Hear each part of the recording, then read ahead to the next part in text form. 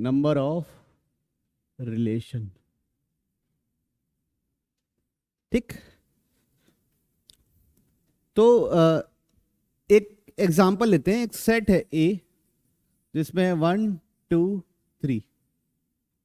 एक सेट है ए जिसमें क्या 1 2 3। If relation is defined on A, इसका मतलब किस पे डिफाइंड है? ए क्रॉस ए पे डिफाइंड है।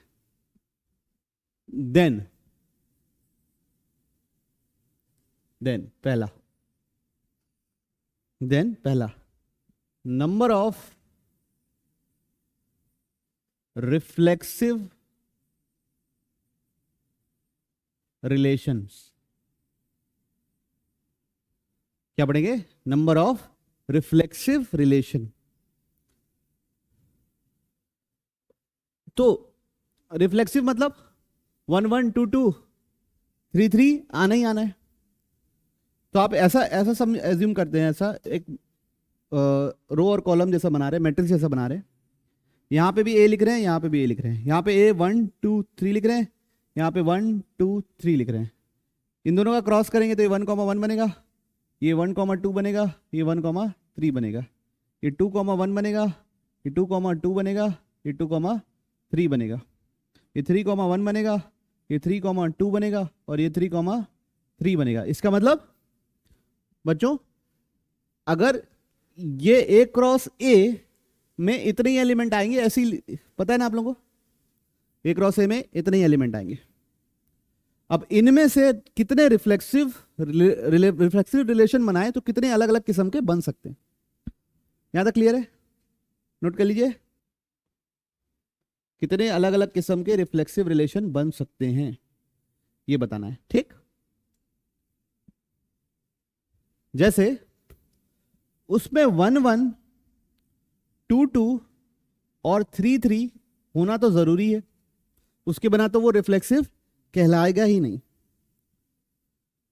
और अगर ये तीनों हो गए तो रिफ्लेक्सिव कहलाएगा ही, बाकी कुछ हो या ना हो। तो देखिए, ये तीनों तो होने ही वाले हैं। ये इसके साथ कितने किस्म के बर्ताव कर सकते हैं हम लोग, कितने किस्म का एक्शन ले सकते हैं? या तो हम इसको रखेंगे या तो नहीं रखेंगे। तो कितने तरीके से कर सकते हैं? 2, इसको भी 2, इसको भी 2, इसको भी 2, इसको भी 2, और इसको भी 2। तो टोटल कितना हुआ? 2 का पावर 6। तो नंबर ऑफ रिफ्लेक्सिव रिलेशन कितने बनेंगे? 2 का पावर 6, मतलब 64 रिफ्लेक्सिव रिलेशंस बन सकते हैं, अलग अलग किस्म के। मतलब एक रिलेशन ऐसा हो सकता है जिसमें हम 1 1 लिखें, 2 2 लिखें, 3 3 लिखें और 1 3 लिख दें। This is also reflexive. एक वैसा हो सकता है जिसमें 1 1 2 2 3 3 तो हो ही हो, 1 3 भी हो, 2 3 भी हो, 2 हो, कोई 3 हो, कोई 6 के 6 हो, कोई इनमें से 4 हो, कोई इनमें से 2 हो। समझ गए ना बात को? कोई ना हो। तो ऐसे कितने किस्म के बना सकते हो? 64। ओके, चलिए, तो मैं इसको थोड़ा सा एक्सटेंड कर रहा हूं। अब इस बार मैं सेट ए में ले रहा हूं 1 2 3 4। आपको बताना है नंबर ऑफ रिफ्लेक्सिव रिलेशन कितने बनेंगे। नंबर ऑफ रिफ्लेक्सिव रिलेशंस कितने बनेंगे? करिए, लगाइए दिमाग। पिछला जो सीखे हैं उसी को अप्लाई करना है। देखिए कैसे होगा। ये ए, इधर भी ए, 1 2 3 4, 1 2 3 4, 1 1 2 2 3 3 4 4। ये तो रिलेशन में आना ही आना है। इनको चुनने का क्या तरीका है? एक ही तरीका है, इसको तो चुनना ही पड़ेगा। अब ये यहां पे एक आएगा 1 2 1 3 1 4, यहां पे आएगा 2 3 2 4 और 2 1, यहां पे आएगा 3 1 3 2 3 4, यहाँ पे आएगा 4 1 4 2 4 3 4 4, तो कितने हैं 6 और 6 12, तो नंबर ऑफ रिफ्लेक्सिव रिलेशन क्या होंगे 2 का पावर 12। कोई इशू किसी को नहीं। अब हम लोग, मैं इसको आगे एक्सटेंड कर रहा हूं, इस बार अब ए में n एलिमेंट्स है। ए में कितने एलिमेंट्स हैं n एलिमेंट्स। तब हमको बताना है कि नंबर ऑफ रिफ्लेक्सिव रिलेशन कितना होगा। देखिए पहले आपको यह समझना पड़ेगा कि जब मैं ऐसे बनाऊंगा यहां n, तो टोटल यहां पे कितने लोग होंगे, टोटल ऐसे कितने होंगे n, ऐसे भी कितने होंगे n, टोटल कितने होंगे n स्क्वायर। टोटल एलिमेंट्स कितने होंगे n स्क्वायर। देखो यहां कितने 16 है 4 स्क्वायर, यहां कितने 9 एलिमेंट्स हैं 3 स्क्वायर, 3 थे तो 3 स्क्वायर, 4 थे तो 4 स्क्वायर, n रहेंगे तो कितने स्क्वायर n स्क्वायर, तो n स्क्वायर टोटल लोग रहेंगे। ओके, अब मेरे को बताइए डायगोनल में कितने लोग रहेंगे, डायगोनल में कितने लोग रहेंगे n लोग, डायगोनल में n लोग रहेंगे। उनको चुनने का, वो तो होना ही चाहिए रिफ्लेक्सिव रिलेशन में, तो उनको चुनने का कितना तरीका है, एक तरीका। बच कितने लोग गए n स्क्वायर माइनस n, सबको कितने तरीके से चुन सकते हो, दो तरीके से। तो इसका फॉर्मूला क्या होगा 2 का power n square minus n। किसका फॉर्मूला है ये, नंबर ऑफ रिफ्लेक्सिव रिलेशन। कोई इशू किसी को नहीं, बढ़ाए आगे, पक्का कोई दिक्कत नहीं, कैसे है, क्लियर है। चलो अब हम लोग अगला सीख रहे हैं, number of symmetric relation. Number of symmetric relation, यही इसी पे छोटे से समझते हैं, फिर उसके बाद धीरे से फॉर्मूला डिराइव कर देंगे 1 2 3। ओके,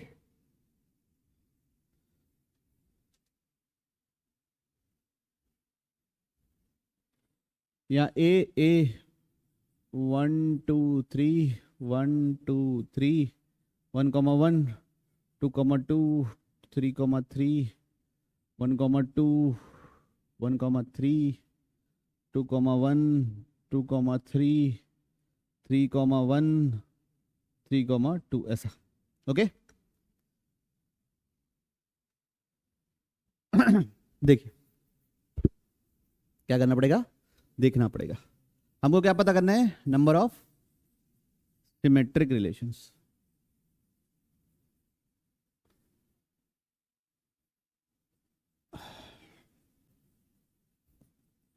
सिमेट्रिक रिलेशन की क्या खासियत होती है कि अगर ए बी हो तो उसका पलटा होना चाहिए। अगर, क्या बच्चों, अगर नहीं है तो नहीं है, चलेगा। तो 1 2 के साथ मैं कितने तरीके से बर्ताव कर सकता हूं, दो तरीके का, या तो मैं उसको रखूंगा या तो नहीं रखूंगा। ठीक है, 1 2 को मैं दो तरीके से बर्ताव कर सकता हूं। 1 3 के साथ कितने तरीके का बर्ताव कर सकता हूं, दो तरीके, या तो मैं उसको रखूंगा या तो मैं नहीं रखूंगा। 2 3 का कितने तरीके से बर्ताव कर सकता हूं, दो तरीके, या तो मैं रखूंगा या तो नहीं रखूंगा। अब यहां पे थोड़ा फोकस करना है, आपको थोड़ा दिमाग लगा के बताना है। इसके साथ बर्ताव हो चुका है क्योंकि पहले इसके साथ किए ना। 2 1 के साथ कितने तरीके के बर्ताव करूंगा, एक तरीका। अब बताओ वो एक तरीका क्यों है, दो क्यों नहीं, क्योंकि अगर आप 1 2 को चुने तो आपको 2 1 को डालना ही पड़ेगा, तभी सिमेट्रिक बनेगा।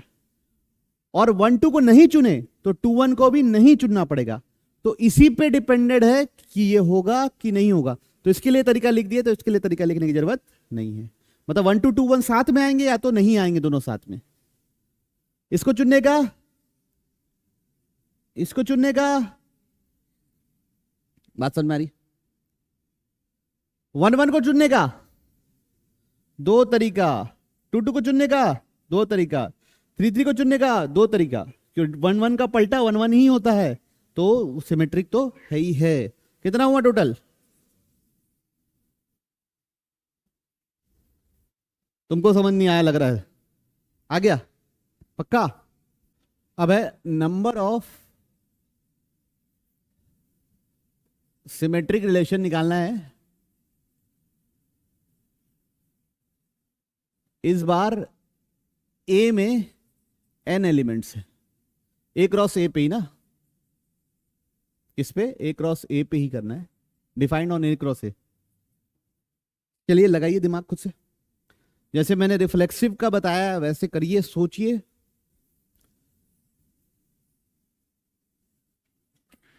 टोटल कितने लोग होंगे, सॉरी टोटल कितने लोग होंगे? n स्क्वायर तो टोटल लोग होंगे, ये बात समझ में आई? डायगोनल में कितने हैं? n लोग। यहां पे कितने होंगे? यहां पे कितने लोग होंगे? n लोग। उनको या तो मैं चुन सकता हूं या तो नहीं चुन सकता, तो उसको क्या लिखूंगा? 2 का पावर n, हर के साथ 2 2 का बर्ताव है। अब बचे कितने लोग? n स्क्वायर माइनस n बच गए। टोटल n स्क्वायर थे, टोटल क्या थे? n स्क्वायर थे, उसमें से क्या निकल गए? n निकल गए, तो बचे कितने? n square minus n। तो इशू उसमें भी क्या सब पे पूरा डिपेंडेंस रहता था? आधे पे उसका डिपेंडेंट रहता था, क्योंकि वो लिखोगे तो नीचे वाला लिखना ही पड़ेगा, तो इसके आधे पे हमारा डिपेंडेंस रहेगा। दोनों को ऐड, बेस सेम है, पावर ऐड हो जाएगी, तो ऐड करोगे तो 2 का power n square plus n divide by 2 बनेगा फॉर्मूला। क्लैरिटी है? अब है अगला, number of relation which are both symmetric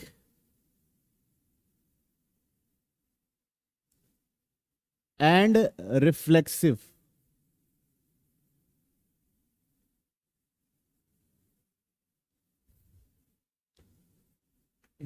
एक बार a की वैल्यू है 3, मतलब एक बार सेट a है 1 2 3, ठीक है, और एक बार है सेट a 1 से लेके n तक, ताकि डेरिवेशन हो जाए। तो बच्चों देखो, बता तो मैं दूंगा, लेकिन पिछला दोनों का अगर आपको रीजनिंग समझ में आया होगा तो आप इसको कर लेंगे खुद से। तो एक बार खुद से सोचिए, उसके बाद तो मैं बताने ही वाला हूं, नहीं बनेगा तो भी कोई इशू नहीं, लेकिन सोचना खुद से जरूरी है ना? सबसे जरूरी क्या है प्रज्ञान? देखिए, ये a है, ये a है, ये 1 2 3 है, ये 1 2 3 है, ओके? दोबारा लिख रहा हूं, कई बार लिख चुका हूं, मैं मानता हूं, बोर मत होइएगा। 1 2 1 3, 2 1 2 2 2 3, 3 1 3 2 3 3। देखिए, रिफ्लेक्सिव होना ही होना है, तो ये तीनों तो आने ही आने हैं, इसमें हमारे पास चॉइस नहीं है। तो इसको चुनने का कितना तरीका है? एक। अब इसको चुनने के कितने तरीके हैं? 2। इसको चुनने के कितने तरीके हैं? 2। इसको चुनने के कितने तरीके हैं? 2। इसको एक। क्यों? या तो अगर इस पे डिपेंड करेगा, अगर इसको चुन लियो तो इसको चुनना पड़ेगा, इसको नहीं चुने हो तो नहीं चुनना पड़ेगा। तो यहां पे अगर जो लिखे हो वही उस पर अप्लाई होने वाला है। तो आंसर कितना हो गया? 2 का पावर 3। और वही n क्रॉस n में ये n लोगों को चुनना ही चुनना है, तो उसको चुनने का एक तरीका। बचे कितने? टोटल n स्क्वायर होते हैं, उनमें से n हट गए, उनमें से n क्या हो गए? हट गए। तो बचे कितने? उसके आधे पे ही डिपेंड कर रहा है, n square minus n divide by 2। तो इसका फॉर्मूला क्या है? 2 का power n square minus n by 2, whole divide by 2 है ना बच्चों का, ध्यान से लिख लेना। 2 का power n square minus n divide by 2। Clarities है? Total number of symmetric relation, symmetric relation which are not reflexive।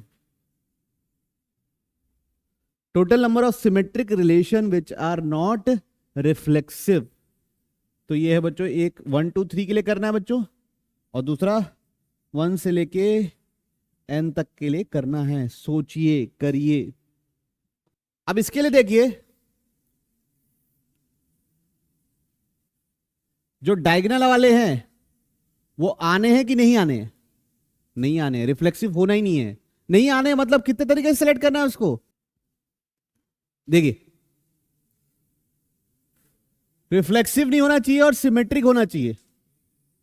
तो यहां पे 3 लोग हैं, यहां पे 3 लोग हैं, और यहां पे कितने लोग हैं?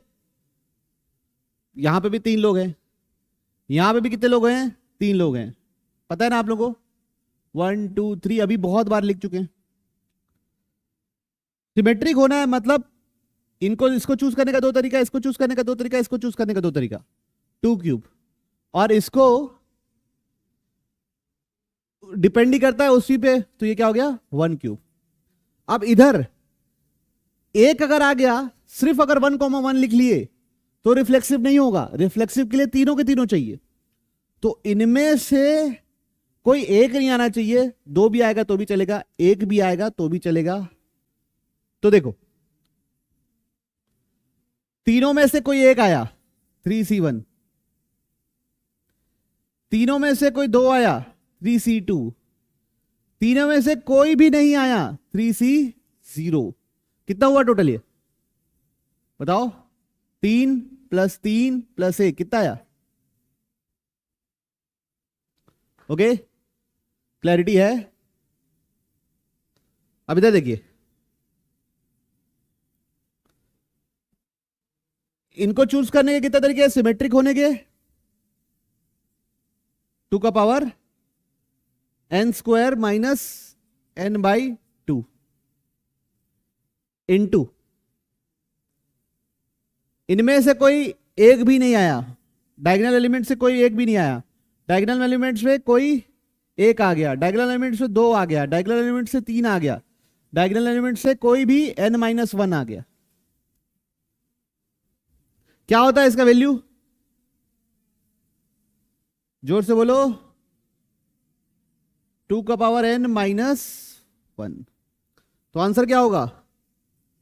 2 का पावर n² + n/2 माइनस 2 का पावर n² - n/2।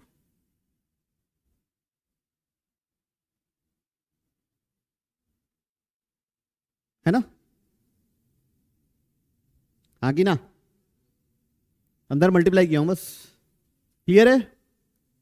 चलिए, तो एक जगह ना अपन सारे फॉर्मूले को अपन लिख लेते हैं n वाले टर्म्स में ना। Number of reflexive relation, number of reflexive relation कितने थे?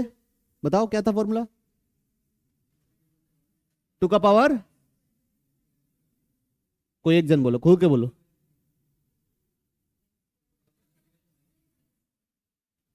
बस उसके बाद नंबर ऑफ सिमेट्रिक रिलेशन क्या था बताओ?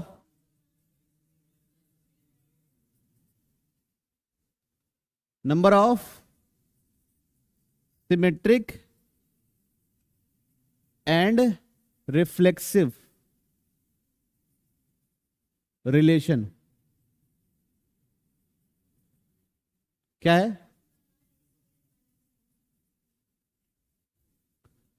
Number of symmetric but not reflexive कितना था?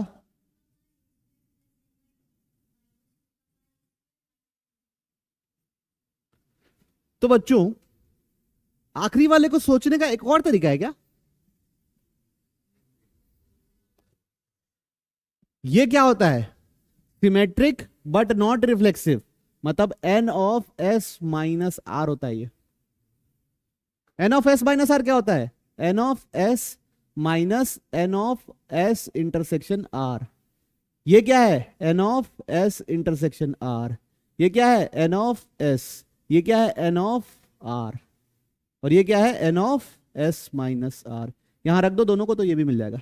तो ऐसे भी आप सोच सकते हो। ठीक है, उम्मीद कर रहा हूं सेट थ्योरी आप लोगों ने कभी ना कभी देखा होगा, कभी ना कभी सुना होगा।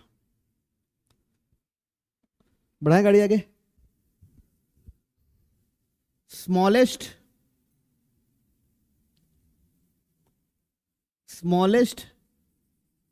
Equivalence relation, smallest equivalence relation is identity relation. सबसे छोटा इक्विवेलेंस रिलेशन कौन सा होता है? Identity relation. ठीक, कोई इशू किसी को? पक्का? सच्ची? बढ़ाऊं गाड़ी आगे? बोलो भैया, नेक्स्ट करूं? अब अगला पढ़ेंगे हम लोग नंबर ऑफ इक्विवेलेंस रिलेशन।